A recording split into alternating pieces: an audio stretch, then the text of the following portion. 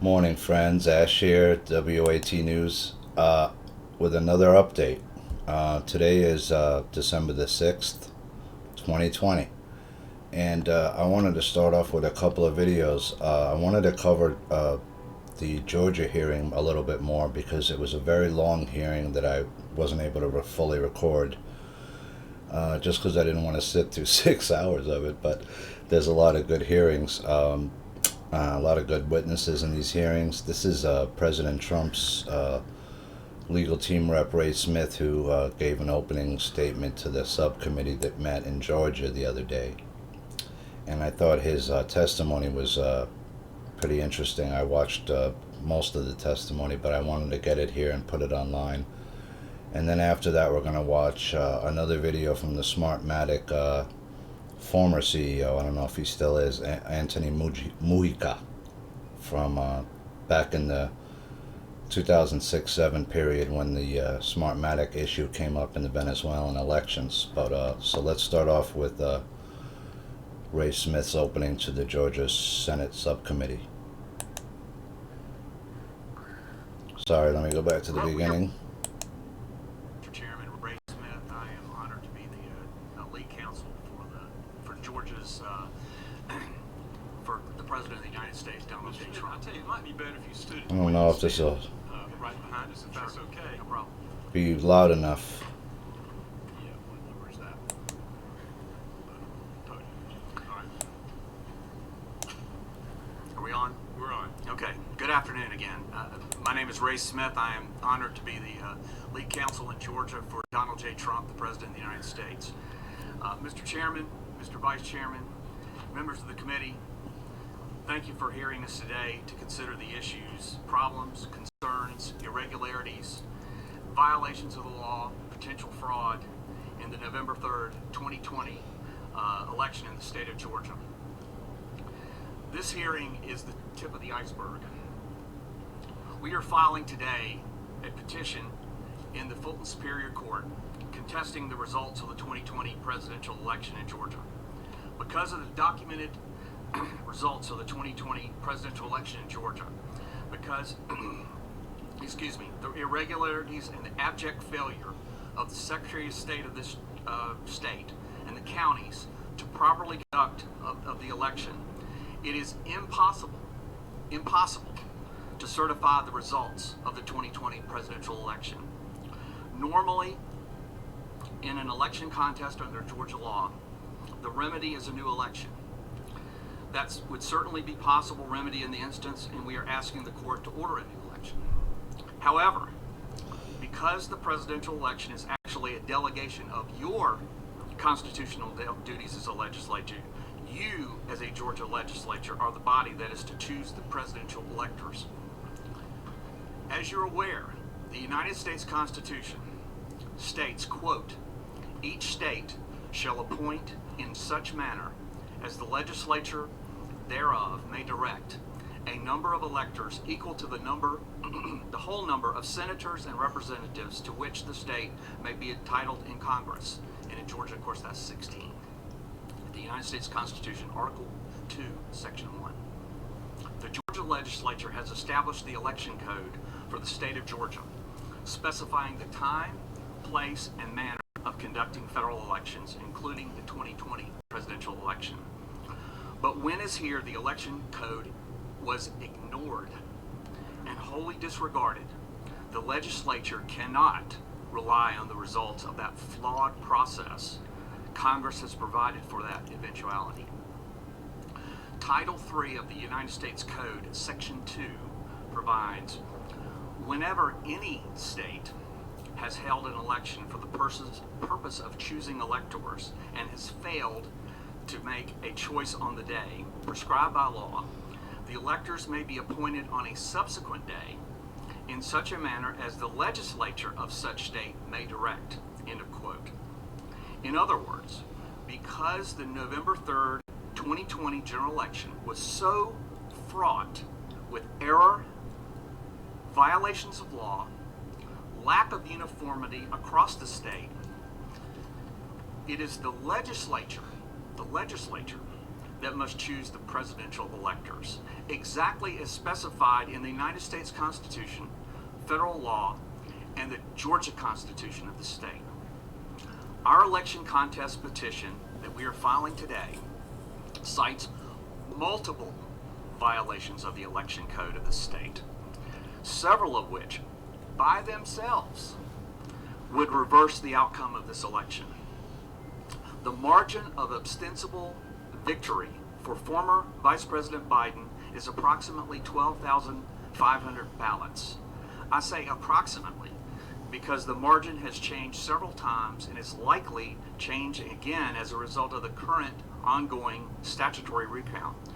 But we do know that the margin is less than 0.5% of the millions of votes cast in the presidential election in Georgia this year. What we are presenting to the court and to you today as the Georgia legislature are facts.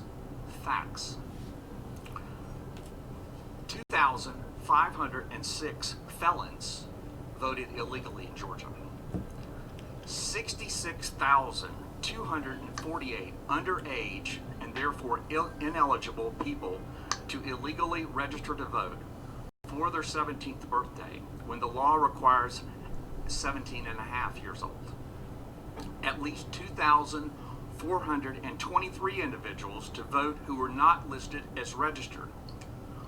1,043 individuals to cast ballots who had illegally registered to vote using a post office box.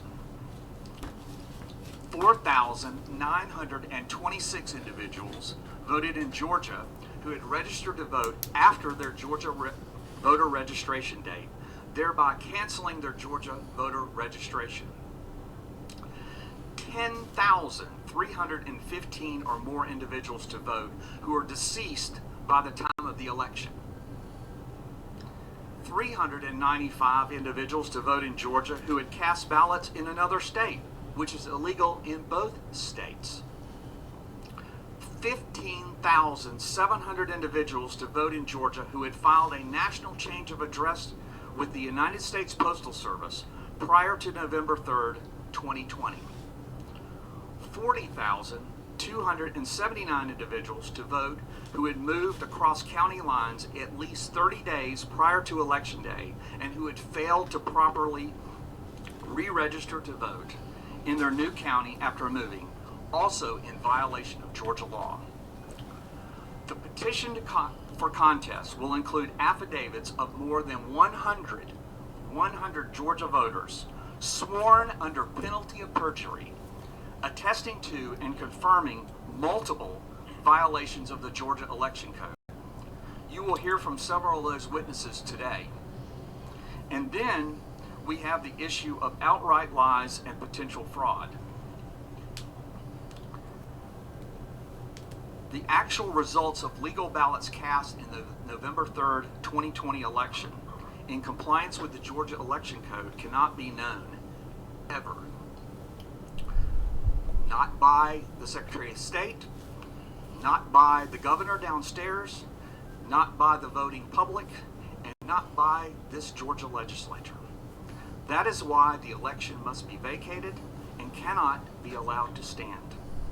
And that is why the Georgia legislature must exercise and fulfill its duties under the United States Constitution, the Georgia Constitution, and Georgia law. The Georgia legislature must appoint the presidential electors to meet on December 14th, 2020. That is your duty to the people of Georgia and to the United States. You must determine the presidential electors. Now I'd like to introduce Jackie Pick, who is going to introduce our video and is going to narrate the video that we have to show to the committee, please. All right, guys. So I just wanted to include that his opening statement because, as you can see, there was some interesting stats in there. Let me lower my volume down. Some interesting stats there in terms of the numbers, right? I took a couple notes. 10,000 dead people voted. So 10,000 people who were dead by the time of when the election came or previous voted. And if you notice that the vote, what's the difference in this? 12,500 votes. So you have 10,000 dead people voted. That's just one. And you also had 66,000 underaged voters. Now, how many of them voted? Because if they all voted, or if 60,000 people voted who are not of age to vote, those votes also have to be struck from the record. Those are illegal votes, as well as the felons who voted, as well as, so you have 1, 2, 3, plus the incident in Atlanta, right, where you saw the mother-daughter team, Ruby, her name's Ruby, I found out now, and her daughter was also working there. And there's another allegation that not only did they pull these ballots in and dismiss everybody, and it's on film, but later in the Georgia hearing, you could see a woman and a man show up, and they're testifying for someone else who should be there testifying, who isn't, who's like their boss, basically, and they're trying to sort of talk away that incident and say, oh, well, there was nothing untoward and everything was by the book. But the problem is you have a group of people that appear to be unsupervised that are loading even more ballots in for a 2-hour period where you don't know what happened. And so all these incidents together, or even one of them, right, just the 66,000 underage voters, the 10,000 dead people, that alone can switch the whole thing around. So, I mean, I don't know how they can certify that election in Georgia at all. The electors are now going to have to come forward and do their job, like this lawyer's saying, right? Is this thing so tainted that you're just going to have to cast it aside, or, I don't know, overturn it? Seems like. But of course, you see every time that the Trump's team gets to another judge, what happens, right? They don't rule in their favor every time. So you can see that the mechanism is corrupted in many of these states. A lot of these judges are controlled via blackmail and other, right? Or they're just flat out bribed. But here you're seeing a guy like Kemp, right, who's a Republican, turn on his own party as well as the process. And now he's saying, well, I did call for a signature audit. Well, if you called for one and your Secretary of State's not doing it, well, you need to order him to do it.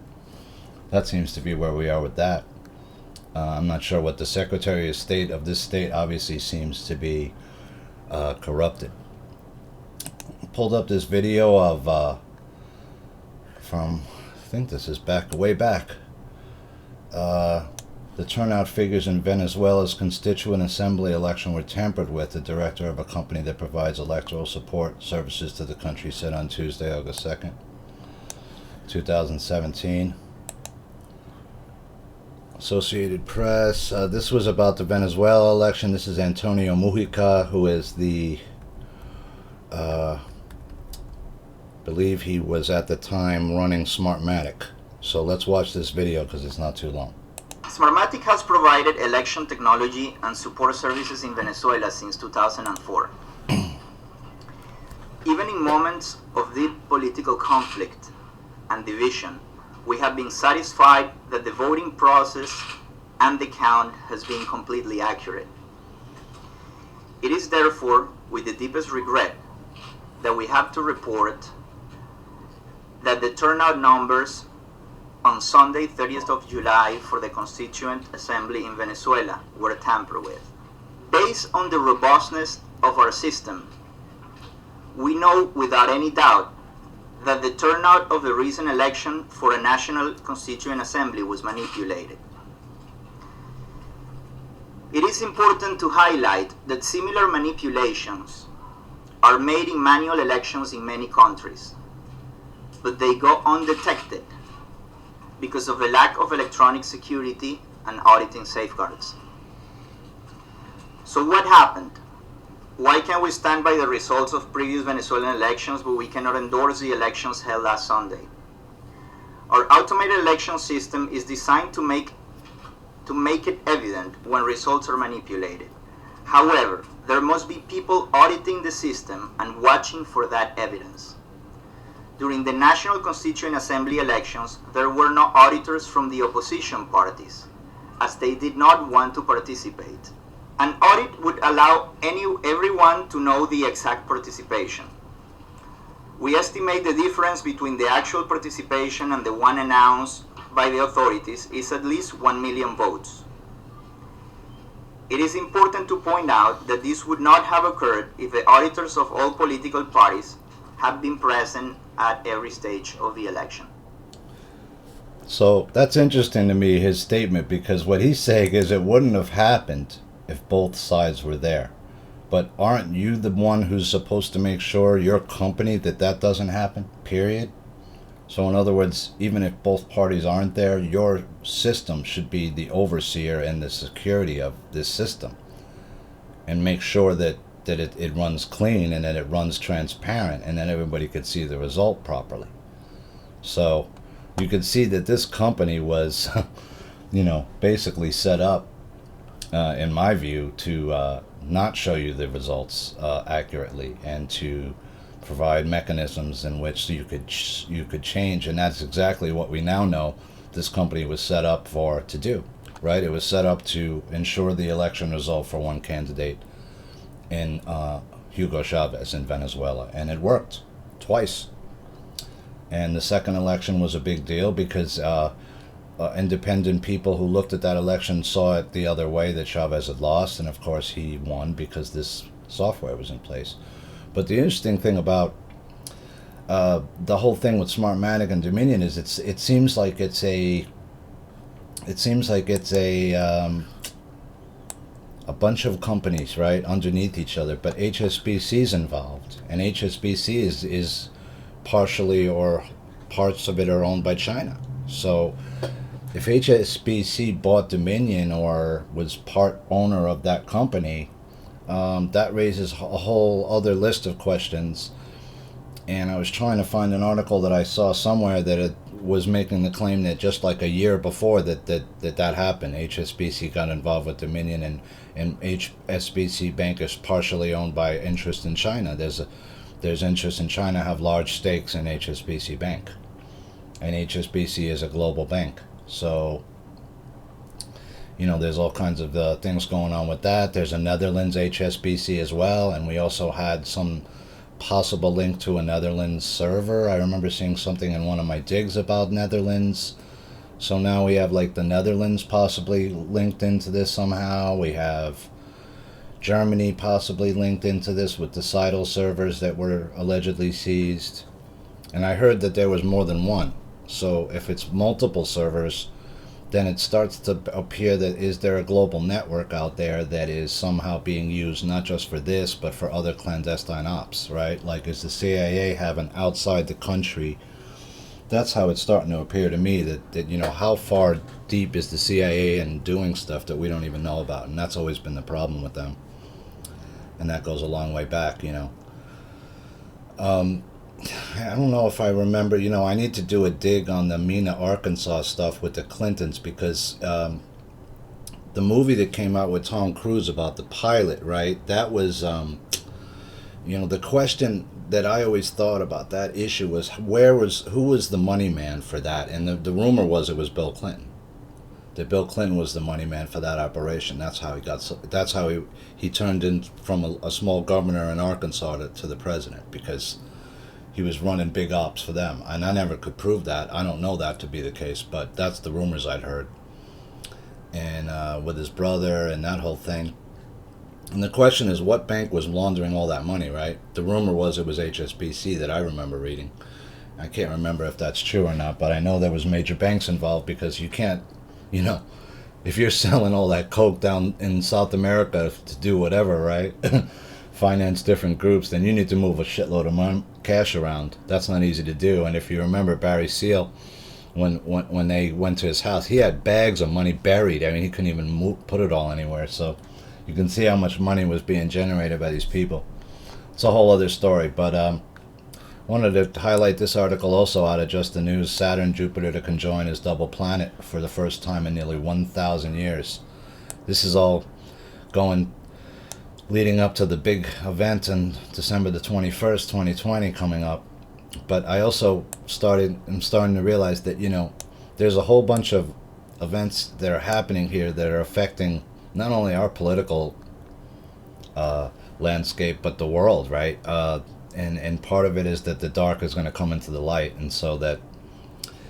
and you're starting to see that more and more people waking up to the fact that they can see through the illusion now, and they're seeing, these people and these processes for what they really are. And U.S. election success, and hey presto, Russian interference disappears. Thought this was an interesting article coming out of Zero Hedge, Tyler Durden. United States election victory of Democrat presidential candidate Joe Biden is yet to be officially confirmed. That requires the 500-plus electoral college comprising the 50 federal states to cast the final vote when the constitutional body meets on December the 14th. Biden holds a commanding lead of over 300 delegates in the electoral college, more than 70 above Donald Trump's quota, and decisively more than the 270 threshold required for election to the White House.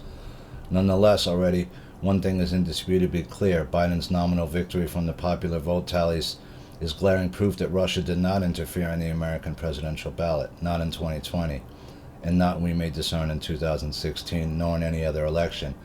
Yet the silence in U.S. media over this obvious conclusion is deafening. 4 years of frenetic and unsubstantiated allegations of Russian interference have disappeared overnight.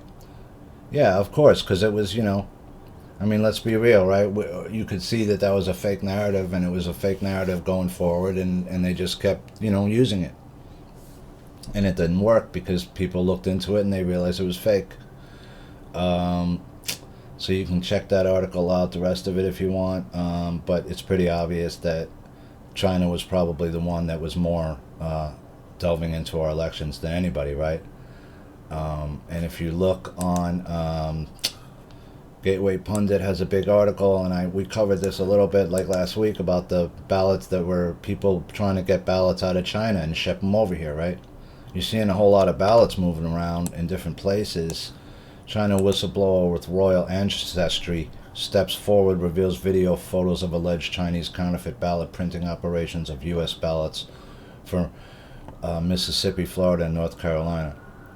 What's funny is he won all these states. So seems like you printed ballots up for the wrong place. In the video, the caller is heard requesting a bulk order of ballots to ship to the U.S. Here's the video with the translation. So I already played this, but print 5 million fake ballots in China, keep secret. 那个量不是问题，主要是那个，只要你那个钱到位，那量不是问题，都可以的。因为它那个油墨油那个印刷的是不一样的。印刷不一样是吧？对啊，因为 Kind of choppy, but you can see the ballots up close now. 不一样的。那个没关系，我会看着那个图片来做这边。然后到时候你们这边发物流的话怎么发？因为我这边订的话就是大量的订这样子。大量订那个发物流的话，一般好像也要好几天哦，物流比较慢。发国际可以吗？我看一下，发国际好像也是走物流啊。可以走是吧？你这边费用的话多少钱打印一张？我这边现在叫人给你转。那个跟上次一样啊。There it is, November 3rd, 2020, Charlotte County, Florida. It's right there. 然后那个还欠一点那个。知道。OK. Guys got Florida ballots. Got Florida ballots right there. So, been looking into the space fence. I don't know if you guys ever heard of the space fence. I was looking actually last night. I was doing a dig on chemtrails again because I had been reporting and taking pictures of chemtrails for about 7-8 years now, and posting those up and getting into arguments with people who said those weren't chemtrails back in the day, and now we know they were. But I also was watching something about an ionized sky, and they were talking about the fact that this space fence is like a Lockheed, military application to like a radar in space to they're saying look for small satellites and pieces of debris to put them in their orbits and make sure that there's no collisions and stuff, but I kind of don't believe that. And the other thing that people were talking about was with this, when they chemtrail the sky enough that they can use it as a form of mind control to ionize the sky and then through satellite tech or something, beam down, mind control stuff to people.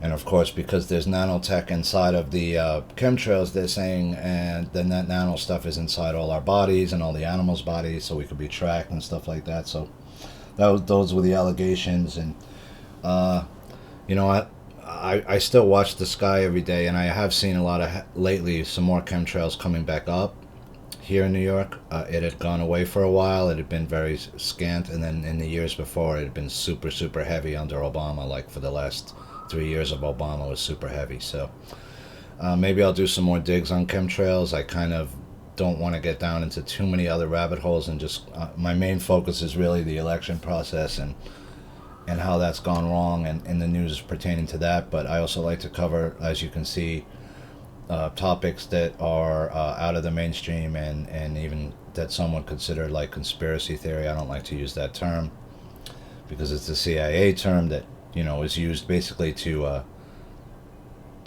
make anybody talking about stuff out of the ordinary, or that they don't want talked about, to look like they're crazy or that they're some kind of conspiracy nut. So I don't like that term. And what's funny is, about most of the rabbit holes I've went down there, most of them are true. So like when I used to get into arguments with people in 9/11 back in the day, and then you'd say like you'd make one comment about something that doesn't make sense about it, and they can't disprove it, like the fact that, well, how did the beams from 9/11, one of the buildings, get impaled across the West Side Highway right into a building across 8 lanes of traffic? How'd that happen? From a plane crashing into it. And they just look at you with that look like, I don't know, right. It doesn't make sense. So the story they're telling you doesn't make sense. It's the same thing with Neo, right? It's the same concept over and over and over and over again. The stuff these people are telling you doesn't make sense to people who think logically with an empirical thought process. Why? Because it's lies, most of it, right? You said 9/11 that the towers fell down because it pancaked down on top of each other, and the force of one level, that's not how it works. Physics doesn't work like that. If for something to free fall, it has to be initiated, right? So how did it get initiated? Well, we know now. Not to get too much into 9/11, but as you know, 9/11 was like one of the biggest rabbit holes I first went down, because it affected my life. I lived near that area. And whatever they built after that is not good either, These things are symbols of other bad things, is my take. And not to get too much into it, but... So where do we stand on the election, guys, What's going to happen with all this stuff? Is Georgia going to get overturned? Are these states going to start to slowly, You can see the pressure being brought to bear on Kemp, right? He's under a huge strain right now. And these people in Maricopa County in Arizona is also getting looked at. So, we'll see how that plays out. That looks like there was some malfeasance in that state. A lot of these states could go for Trump. There's no question in my mind they should, because just the Georgia stuff alone and the Pennsylvania stuff alone we're hearing about is enough to, cast doubt onto these states' election results. And if you can cast some doubt to the process, that's enough in some of these states to possibly vacate and overturn some of these votes if there's massive amounts of fraud. I mean, look at Georgia. You got 66,000 people voted who weren't even of age to vote. And the guy lost by 12,000 votes. So right there is enough to say, hey, well, we gotta do something here. So anyway, guys, hope you have a good weekend, and we will report back with you soon when any news is breaking. With that, this is Ash, signing off for now.